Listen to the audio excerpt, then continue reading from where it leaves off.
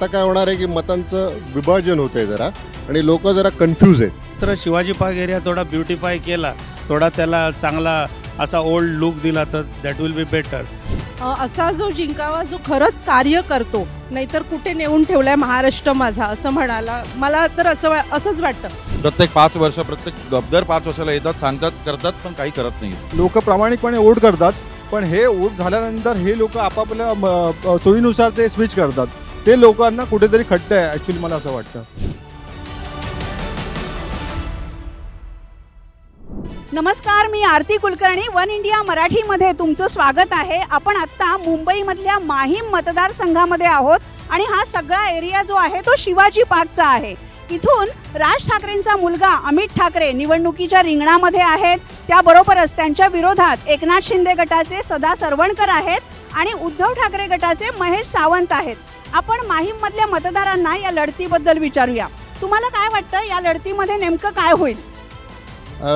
मी इकडचा रहिवासी आहे, बरेच वर्ष आता इकडेच आम्ही राहतो। ही बलमोन शाळा आमची, शिवाजी पार्क मैदान आहे। माझं नाव डॉक्टर साळगावकर आणि उद्धव ठाकरे आमचे वर्गमित्र आहेत। फार चांगला गुणी मुलगा आहे आणि त्याने चांगलं कार्य पण केलेलं आहे। सदा सरवणकर आमचे पर्सनल फ्रेंड आहेत आणि राज ठाकरे तर अगदी फारच चांगले मित्र आहेत आणि त्यांचा मुलगा आता येतोय, यंग ब्लड आहे। तर असं वाटलेलं की म्हणजे समजा सदा सरवणकर आणि समजा विड्रॉ करणार होते असं चाललेलं तर ते फार चांगलं झालं असतं, कारण आता काय होणार आहे की मतांचं विभाजन होत आहे जरा आणि लोक जरा कन्फ्यूज आहेत। मतांचं विभाजन होतंय असं तुम्ही म्हणताय, या मतांच्या विभाजनाचा फायदा अमित ठाकरेंना होईल का आणखी काय होईल? ह्या मतांचं विभाजन असं माझ्या म्हणण्याप्रमाणे उद्धव ठाकरेचे जे महेश सावंत आहेत, ह्या मतांच्या विभाजनामुळे त्यांना फायदा व्हायची शक्यता जास्त आहे। कारण की सदा सरवणकर इथे वारंवार 4 ते 5 निवडणुका जिंकलेल्या आहेत आणि त्यांनी ह्या मतदारसंघासाठी तसं काय फारसं काय काम असं दिसण्यासारखं काय शोभनी काम केलेलं नाही आहे। आणि अमित ठाकरे तर अजून नवीनच आहेत, अजून त्यांना पुढे काम करायची संधी जर मिळाली तर ते त्याप्रमाणे करतील। पण ह्या मताच्या विभाजनाचे जे तुम्ही म्हणताय त्याचा फायदा महेश सावंतला, उद्धव ठाकरे साहेबांना नक्कीच होईल। म्हणजे अजूनही सांगता येत नाहीये फायदा कोणाला होईल। तुम्हाला काय वाटतं, शिवाजी पार्क किंवा माहीम मतदारसंघातल्या मतदारांच्या काय अपेक्षा आहेत, काय कामं व्हायला पाहिजेत? नाही, कामं ही होतच असतात। आता हा शिवाजी जसा प्रगत एरिया आहे, असं काय हे नाही आहे इथे। तर आता स्टँडिंग एम एल ए आहेत, आता त्यांची कामं झालेली आहेत तिथे, नाही असं नाही, परंतु लढत तगी तुर्तीची आहे, लढत चुरशीची आहे। तुम्हाला काय वाटतं डॉक्टर, इथे तुमच्या अपेक्षा काय आहेत, कामं काय व्हायला हवी?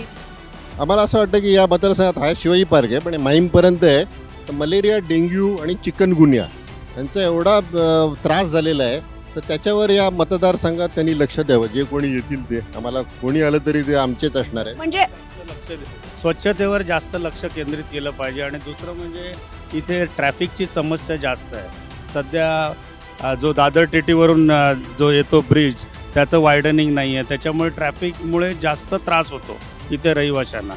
हा एक आहे आणि दुसरं शिवाजी पार्क एरिया थोडा ब्युटिफाय केला, थोडा त्याला चांगला असा ओल्ड लुक दिला तर दॅट विल बी बेटर।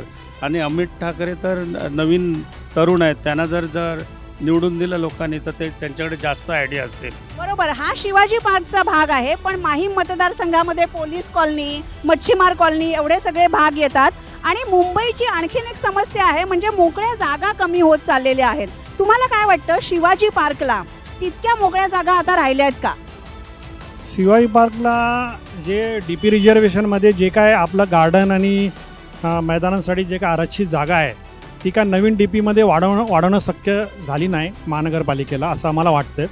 म्हणून जी एक्झिस्टिंग जागा आहे तीच आपण फक्त ह्या ठिकाणी खेळांचे मैदान वगैरे डेव्हलप करू शकतो, आणखी चांगल्या प्रमाणे आपण डेव्हलप करू शकतो। तुम्ही आज जर बघितलं तर ह्या शिवाजी पार्कच्या कट्ट्यावरती त्यांनी ह्या प्रकारची टाईल लावलेली आहे की ज्याच्यावरती लोक बसू शकत नाही। म्हणजे पूर्वीचा कट्टा चांगला होता, ज्याला शिवाजी पार्कचा कट्टा म्हणलं जायचं, त्याची जर तुम्ही व्हिडिओमध्ये शूटिंगमध्ये लोकांना दाखवलं तर त्याची परिस्थिती अशी आहे की त्याच्यावरती आवश्यक नसलेला त्याच्यावरती टाईल लावला गेला आणि ते आता सगळे निघालेले आहेत आणि त्याच्यावरती ही छोटी छोटी गोष्ट आहे। पण ह्याच्यावरती स्थानिक आमदार म्हटलं किंवा अमित ठाकरे म्हटलं तर कोणाचं ह्याच्यावरती लक्ष नाही। आपण मुंबईबद्दल जेव्हा बोलतो तेव्हा आपण मुंबई शहराचं म्हणून एक प्रशासन आहे आणि मुंबईचे आमदार म्हणून मतदारसंघाच्या वेगळ्या समस्या आहेत, या दोन्हीबद्दल बोलायला हवं। तुमची काय अपेक्षा आहे तुमच्या उमेदवारांकडून? नाही, आता काय शिवाजी पार्क हा मी सांगितलं प्रगत एरिया आहे. तसा अपेक्षा म्हणजे काय, चांगलं काम करावं एवढंच आहे. चांगले आता नवीन बिल्डिंगला काय तुम्ही काय करू शकत नाही आहे, पण आहे ते सोशल जे आहे सगळं, त्या ॲम्युनिटी सगळ्या नीट चांगल्या पुरवल्या पाहिजेत एवढंच होतं. बरोबर आहे. या सगळ्या एरियाचं सौंदर्य टिकवून ठेवावं, स्पेस टिकवावी. मला तुम्हाला विचारायचं आहे की महाराष्ट्रामध्ये जे राजकारण सध्या चाललेलं आहे त्याच्याबद्दल तुम्हाला काय वाटतं? आमचं असं आहे की आम्ही डॉक्टर, आम्ही सगळ्यांचेच म्हणजे राजकारणी लोक ते सगळेच आम्ही सगळ्यांना सांभाळून घेतो. पण बेसिकली वाईट वाटतं की म्हणजे मराठी मतं आहेत ना, ती सगळी विभाजन होत आहेत. आणखीन एक आहे तो सेफ आहे. आपले मोदी साहेब आमचे प्राईम मिनिस्टर आवडते जे म्हणत आहेत, त्या दृष्टीने तुम्हाला इकडे मला वाटलं असतं की 2 जणांमध्ये जर फाईट असती ना तर फार चांगलं झालं असतं. 2 जणांमध्ये फाईट हवी, ही मतं विभागली जात आहेत. तुम्हाला काय वाटतं, सरकार कोणाचं येईल, मुख्यमंत्री कोण हवा? मुख्यमंत्री BJP आणि एकनाथ शिंदेंचाच असावा असं वाटतं. कारण त्यांच्यात युनिटी चांगलं आहे, त्यांच्यात थोडं कॉर्डिनेशन चांगलं आहे. आणि आता आपण लास्ट 1-2 वर्षात बघितलं त्यांच्या जास्त फोकस ऑन द डेव्हलपमेंट आहे, रोड इन्फ्रास्ट्रक्चर, त्याच्यामुळे त्यांचं यावं अशी इच्छा आहे. पण ह्यांनी सिंग साहेबांनी सांगितल्याप्रमाणे ओपन स्पेसेस जरा चांगल्या मेंटेन केल्या, आपल्याकडे वाढवू तर शकत नाही. फॉर एक्झाम्पल जसं तुम्ही माहीम पोलीस कॉलनी मिळेल, त्याच्या मागे जी ओपन जागा आहे ती कस्टमने एन्क्रोच केलेली आहे. That was a very good place for the recreation. ती पण उगीच त्यांनी एन्क्रोच करून ते बांबूवाले वगैरे करून ती ब्युटिफाय केली आणि पब्लिकसाठी ओपन केली, तर that will be better for the rest. आपण आता माहीम मतदारसंघामध्ये आहोत आणि मतदारांशी बोलतोय. इथे अमित ठाकरे, सदा सरवणकर विरुद्ध महेश सावंत अशी लढत आहे. तुम्हाला काय वाटतं, कोण जिंकेल? असा जो जिंकावा जो खरंच कार्य करतो, नाहीतर कुठे नेऊन ठेवलाय महाराष्ट्र माझा असं म्हणाला मला तर असंच वाटतं. कारण की आता वेगवेगळ्या योजना आल्या, काही भरपूर आता तर डेव्हलपमेंट होते, याबाबत वादच नाही मुंबईची. पण बाकीच्या ज्या बेसिक गरजा आहेत, आता आपण म्हणतोय 1,500 रुपये देतो लाडकी बहीण, मी नाही वाटत लाडकी बहीण मला नाही मिळाले म्हणून मी काही सावत्र बहीण म्हणून बोलणार नाही.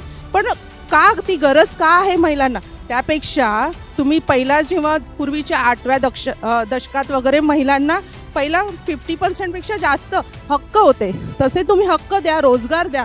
कशाला हवे ते 1,500 रुपये? त्याच्यापेक्षा रोजगार दिला तर चांगलंच आहे. काय अपेक्षा आहेत तुमच्या, काय कामं व्हायला पाहिजे? रोड इन्फ्रास्ट्रक्चर, आज मुंबईतले रोड बघितले तर रोडमध्ये कुठेच इम्प्रूव्हमेंट नाही आहे. प्रत्येक ठिकाणी ट्रॅफिक आहे, ट्रॅफिक कंट्रोल झालं पाहिजे, ट्रॅफिकवरती काहीतरी समाधान काढलं पाहिजे. त्याच्याशिवाय मुंबईचं इन्फ्रास्ट्रक्चर सुधारणार नाही आणि हे असंच राहणार. प्रत्येक 5 वर्ष दर 5 वर्षाला येतात, सांगतात, करतात, पण काही करत नाही. आणि हे असंच चालूच आहे. कोणता उमेदवार तुमच्या अपेक्षा पूर्ण करू शकेल असं वाटतंय? सध्या तरी कोणीच नाही वाटत. महाराष्ट्राच्या राजकारणात जे वेगवेगळे पक्ष एकमेकांविरुद्ध उभे ठाकलेत त्याच्याबद्दल तुम्हाला काय वाटतं? मला असं वाटतं यावेळी तरी मनसे यायला पाहिजे असं वाटतंय मला. कारण ज्याप्रमाणे राज ठाकरे काम करत आहेत त्याप्रमाणे असं वाटतंय. पण एकंदरीत पाहता महाराष्ट्राचं राजकारण खूप चुकीच्या पद्धतीने चाललं आहे. लोक प्रामाणिकपणे वोट करतात, पण हे वोट झाल्यानंतर हे लोक आपापल्या सोयीनुसार ते स्विच करतात.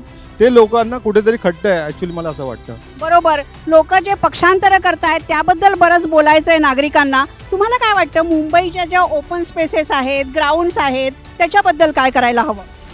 त्याच्याबद्दल मुलांसाठी तर लहान मुलांसाठी वगैरे भरपूर काहीतरी करायला पाहिजे. पण त्यांचे आपसातलेच वाद संपत नाही आहेत. ते जर आपसातले वादच संपवत नसतील तर ते दुसऱ्या आपल्या देशाला कुठे सुधारणार आहेत? पण तरी सुद्धा मतदार म्हणून तुमच्या काय अपेक्षा आहेत? सुधारणा, ऑफकोर्स सुधारणा हवी, विकास हवा, हे तर आहेच. तुम्हाला बोलायचं आहे, जर महिला राजकारणामध्ये आल्या तर काही फरक पडू शकेल का? महिला आणि पुरुषांमध्ये फरक नाही आहे, दोघं सेम काम करतात. पण आता जे उमेदवार इकडचे तिकडे जातात, तिकडचे इकडे येतात ना, हे बंद झालं पाहिजे. जर आम्ही तुम्हाला कोणाला तरी निवडून देतो तर ते एकाच ठिकाणी राहिले पाहिजेत आणि त्यांनी आमच्यासाठी काम केलं पाहिजे. मला माहिती आहे की आज निवडून आला का हा उठला आणि दुसऱ्याकडे जाऊन बसला तर काय उपयोग नाही त्याचा. मग आम्ही कोणाच्या भरोश्यावरती मतदान करायचं? त्याच्यावरनं असं वाटत पण नाही की मतदान करावं. नाटोला मत दिलेलं बरं, नोटाला मत दिलेलं बरं असं तुम्हाला वाटतं. पण अजून नोटा तेवढा मोजला जात नाही आणि त्याचा परिणाम सुद्धा होत नाही. तुम्ही कोणाला मत देणार, काय वाटतं? नाही, मुळात मत हा नंतरचा विषय आला की आता त्यांच्या घरातल्या लोकांना माहिती आहे का की आपला उभा राहिलेला उमेदवार हा कोणत्या पक्षाचा आहे. इथून सुरुवात आहे. म्हणजे महाराष्ट्राचं पॉलिटिक्स या शब्दाला थोडी लाज वाटेल असं चालू आहे सध्या. म्हणजे मलाही विचार करावा लागतं की द्यायचं कुणाला. मतदारांचं जे म्हणणं आहे ते उमेदवारांनी लक्षात घ्यायला हवं. राजकारणामध्ये चुरशीची स्पर्धा आहे, जिंकून येण्यासाठी बऱ्याच गोष्टी कराव्या लागतात, पण शेवटी मतदार राजा जे म्हणतो ते महत्त्वाचं.